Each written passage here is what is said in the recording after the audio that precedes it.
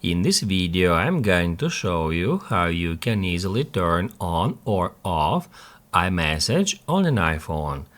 Be sure to watch the video to the very end so you don't make any mistakes. Let's get started, and first off, head over to Settings. Then scroll down until you find Messages, then get into it.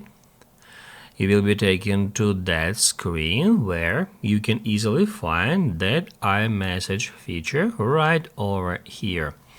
And basically, guys, that's how we can turn off or on iMessages on our device.